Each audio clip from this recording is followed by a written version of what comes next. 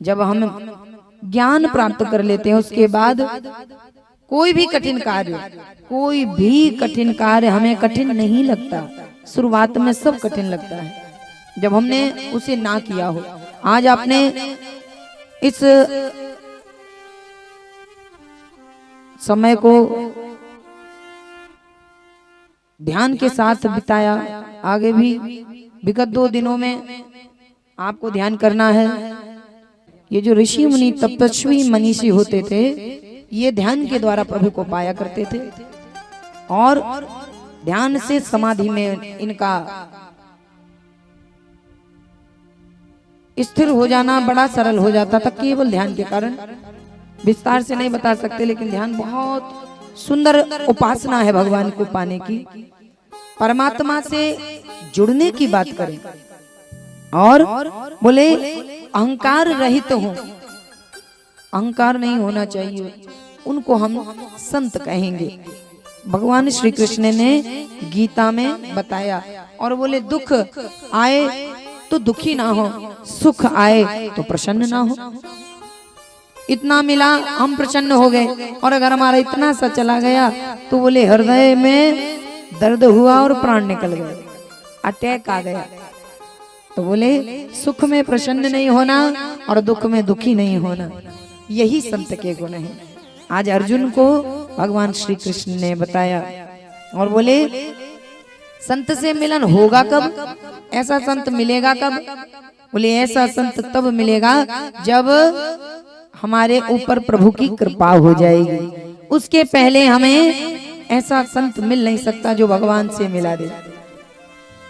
तो अगर हमारे ऊपर कृपा हो रही है, प्रभु से जुड़ने का कोई भी माध्यम मिले, कोई भी, हमें तुरंत जुड़ जाना चाहिए। चाहे कथा सत्संग हो, चाहे योग हो, चाहे यज्ञ हो, चाहे गुरु की कृपा हो, गुरु की सेवा हो, परोपकार हो, प्रभु से जुड़ने का कोई भी माध्यम मिले पकड़ लो, बस आपका कल्याण निश्चित है। ये जान लीजिएगा, आपका कल्याण उसी समय हो जाएगा।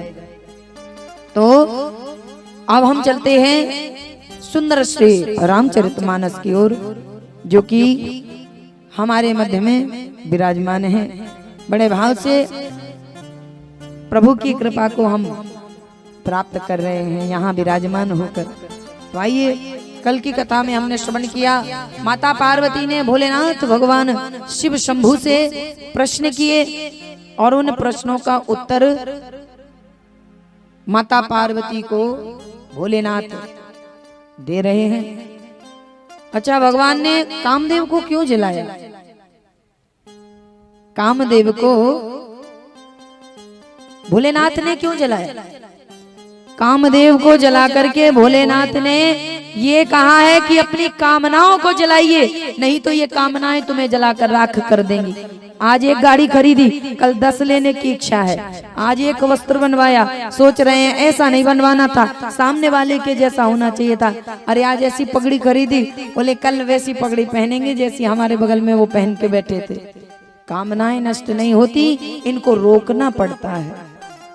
तो आज बोले भोलेनाथ ने कामदेव को जलाकर बताया है कि अपनी कामनाओं को जला दो, नहीं तो ये कामनाएं तुम्हें खा जाएंगी। और कामना पूरी करने में ही लगे रहोगे और परमात्मा तब तक अपना पल्ला छुड़ा करके दूर चले गए होंगे और हमें दे गए होंगे माया की बूटी, सो चाटते रहो, हो गया काम। तो बोले क्या करना है? प्रभु ये नहीं कह रहे हैं कि घर गृहस्थी को छोड़ो जंगल में भाग जाओ, ये नहीं कहा भगवान ने, कहीं नहीं लिखा कि गृहस्थी छोड़ो, पत्नी पुत्र संतान को छोड़ो भाग जाओ, जंगल में जाओ, पीले वस्त्र पहन लो और तब तुम संत बन गए, ये कहीं नहीं लिखा है। और ना ऐसा करना है। करना क्या है? कर से करम करो विधि नाना, मन रखो जहाँ कृपा निधाना। कर से कर्म करो विधि नाना, मन रखो जहाँ कृपा निधाना। कर से कर्म करो विधि नाना, मन रखो जहाँ कृपा निधाना। कर से कर्म करो विधि नाना, मन राखो जहाँ कृपा निधाना। कर से करम करो विधिनाना, मन राखो जहाँ कृपा निधाना। मन राखो जहाँ कृपा निधाना, मन राखो जहाँ कृपा निधाना। बोले प्रभु ये कह रहे हैं गृहस्थी में रहो, सुंदर वस्त्र पहनो, भोजन पकवान पाओ, खूब घूमो फिरो, सब करो, ये सारी संपत्ति ये धन तुम्हारे लिए है, इसका भोग करने मैं नहीं आऊंगा, ये सब कुछ तुम्हारे लिए है, लेकिन इनका भोग तब तक करो जब तक ये तुम्हें ना भोगने लग जाएं। ऐसे रहो जैसे कीचड़ में कमल, तो तुम्हारा कुछ भी नहीं बिगड़ सकता। अच्छा एक बात बताओ, बंधन या मोक्ष किससे होता है? बंधन मोक्ष कैसे होता है? घर छोड़कर भाग जाओ मोक्ष हो जाएगा, जंगल में चले जाओ मोक्ष हो जाएगा, व्रत कर लो मोक्ष हो जाएगा, कि व्रत कर लिया हम इस चीज को नहीं छुएंगे मोक्ष हो गया? बोले बंधन और मुक्ति का कारण हमारा मन है। हमारा मन जब मोक्ष अपने अंदर से बताएगा तब मोक्ष हुआ, और जब तक मन संकल्प नहीं कर लेता कि हम मोक्ष चाहते हैं या हमारा मोक्ष निश्चित है, क्योंकि मन कहीं लग जाएगा। तुमने मोक्ष ले लिया, बोले घर छोड़कर चले गए, तुमने वैराग्य ले लिया, लेकिन मन तो लगा हुआ है घर में, तो मोक्ष होने वाला नहीं है। तो बोले मन से ही मोक्ष है और मन का ही बंधन है, बंधन शरीर का नहीं है और ना ही आत्मा का है। अच्छा एक बात और, आत्मा का शरीर से कोई संबंध नहीं है। आप कहते हो ना आत्मा दुखा दी, आत्मा कभी नहीं दुखती, ना काटी जाए, ना मारी जाए, ना जलाई जाए, ना गलाई जाए, कुछ नहीं कर सकते आत्मा का। आत्मा केवल शरीर धारण करके उस स्वरूप में आ जाती है, लेकिन उसका कोई संबंध नहीं उस शरीर से, केवल शरीर में बैठी विराजमान है, बैठी है बस। इसके अलावा बोले शरीर से उसका कोई संबंध नहीं है। तो बोले फिर संबंध कैसे है आत्मा का शरीर से?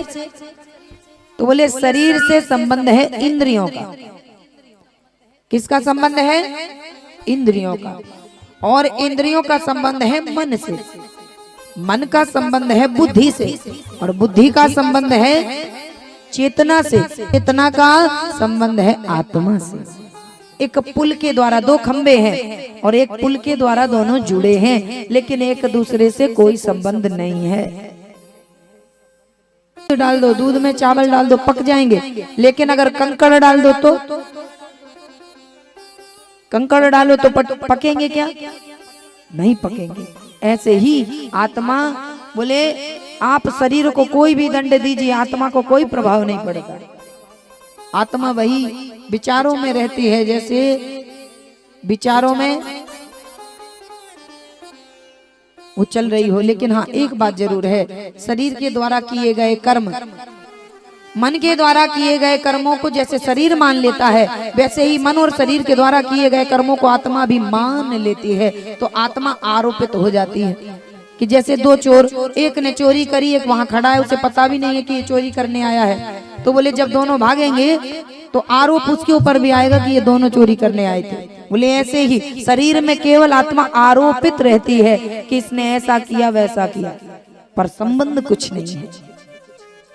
केवल शरीर में आने के कारण उसके ऊपर आरोप रहता है बस, लेकिन आपस में संबंध है ही नहीं। आज बोले इस दिव्य ज्ञान को माता पार्वती के सामने सम्मुख भगवान भोलेनाथ विराजमान होकर के बता रहे हैं कि देवी,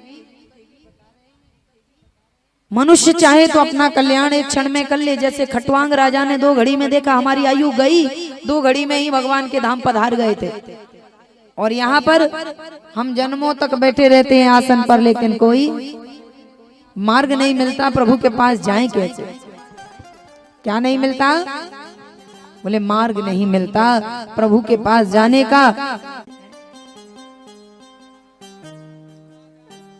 तो आज बोले बाबा तुलसीदास जी ने लिखा है और वही भोलेनाथ महादेव माता पार्वती को बता रहे हैं, सुना रहे हैं। पढ़ मार दे हम वर्षों तक याद रखते हैं, जैसे किसी ने हमें गाली दे दी वर्षों तक याद रखते हैं कि नहीं।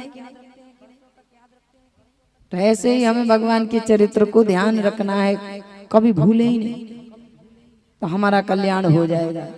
अच्छा, यहाँ पर कहा जाता है कि त्रिभी संतोषा ना कर्तव्या। भगवान कहते हैं कि संतोष करो, संतोष करो, जो मिला है वो संतोष करो, उसमें ही संतोष करो। लेकिन यहाँ कहा जा रहा है कि त्रिभी संतोषा ना कर्तव्या, 3 चीजों में कभी संतोष मत करना।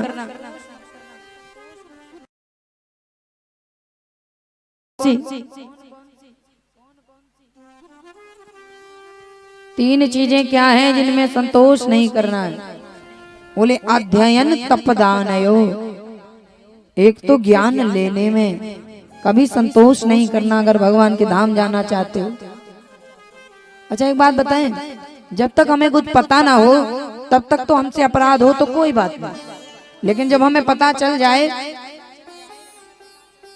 तो फिर तब अपराध हो, तब दंड 2 गुना ज्यादा मिलता है, वह दंड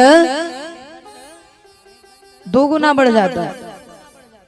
जब तक पता नहीं था कोई बात नहीं, पता चलने के बाद फिर हम अपराधी हो जाते हैं।